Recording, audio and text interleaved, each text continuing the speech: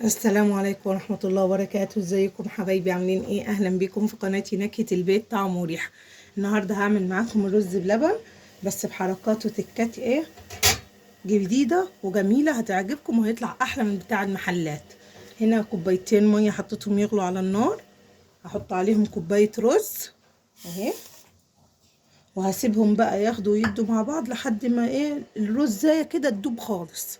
خليكي معايا خطوه بخطوه عشان في حركات وتكات هتخلي معاكي الرز بلبن دايب وزي السكر معاكي. هخليها بقى ياخدوا ويدوا كده مع بعض لغايه ما نشوف هنعمل ايه.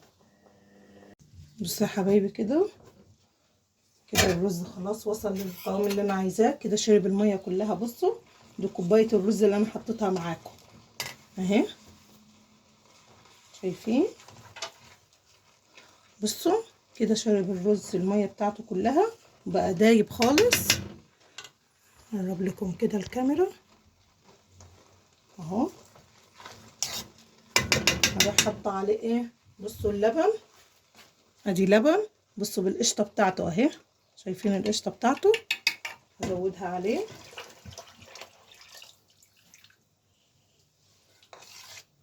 هنعمل ايه دلوقتي؟ الخطوه اللي انا بقول لكم عليها اللي هتعجبكم وهتخلي الرز بلبن جميل وتحفه ودايب معاكي. هتاخدي كبشين من ده اهو، حبه حلوين كده. خدت دول كفايه قوي. اثبت بس احطه على صغير عشان اوريكم اهو. خدت التلات معالق كبار كده من الرز. هتحط عليه ايه، كريم شانتيه. انا مش هحط كل الكيس، هحط معلقتين كده كبار. ده بقى هيديله الطعم التحفه اهو. معلقتين كده كبار ونشا ونشا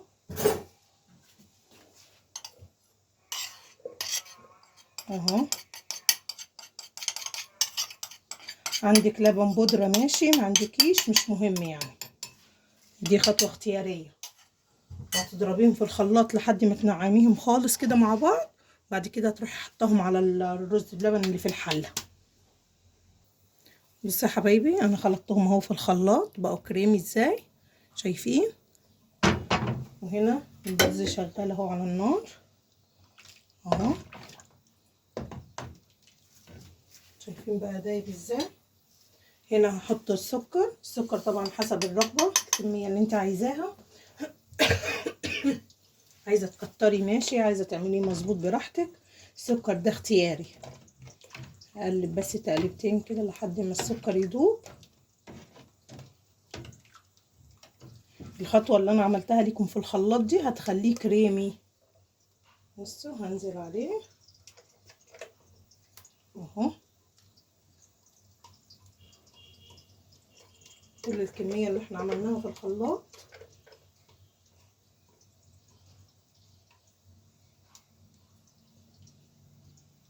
هنزل بيها كلها اهو.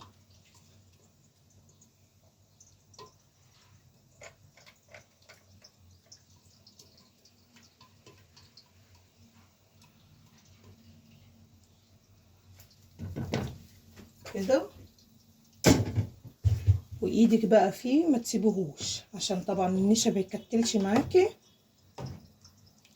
بصي ايدك فيه على طول، ما تسيبوهوش لحد ما ايه القوام بتاعه يتقل مع بعض.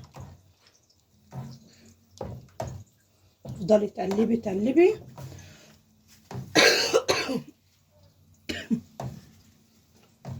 تفضلي تقلبي تفضلي تقلبي حبيبتي لحد ما القوام ايه يبقى قوام متجانس مع بعضه اهو. انا ظبطته كده بالسكر. قلبي قلبي فيه لحد ما ايه يتجانس مع بعض. هتاكلي شوية رز بلبن بس ايه تحفة. هفضل اقلب فيه مش هبطل. بصوا يا حبايبي اهو كده القوام تمام قوي. هبدأ اغرف بقى. انتي عايزة تحطيه في القوالب الفخار بتاعتك وتحطيه في الفرن ماشي. انا هحطه في الكاسات الطباق اللي زي كده الازاز، واسيبه شوية كده، هسيبه الليل كله هيربي الوش اللي احنا عايزينه زي بتاع المحلات كده ويكرمش. انتي عايزة تحطيه في القوالب الفخار حطيه، وحطيه في الفرن. انا هحطه في الطبق دي، اغطيه بس بالستريتش وسيبيه شوية كده كام ساعة، هتلاقيه ايه احلى من بتاع المحلات. شايفين قوامه هو بيتصب ازاي اهو. في كتير طبعا، هجيب طبق تاني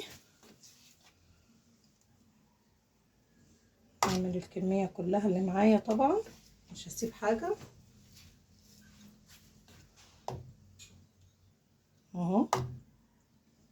اهم حاجة سيبيه شوية، سيبيه كام ساعة كده عشان وشه ايه يبقى زي بتاع المحلات.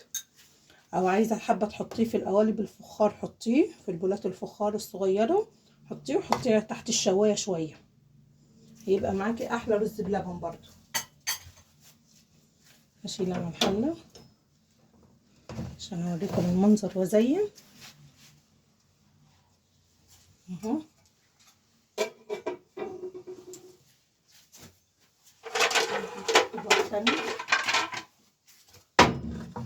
شايفة المنظر، بص فيها الطباق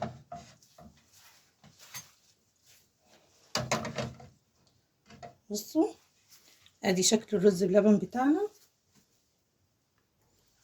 اهو. هنزينهم بقى، هتحطي جوز الهند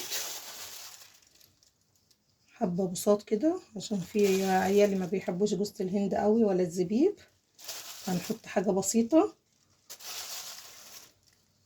بصي اكلة مغذية ومفيدة وهتاكليها وهتدعيلي ان شاء الله. اهم حاجة جربوا وقولوا لي رأيك في التعليقات. ما تنسيش طبعا اللايك والاشتراك عشان قناتي تكبر بيكي. ادي الزبيب اهو، برضو مش هحطه في كل الاطباق، حبة بساط برضو.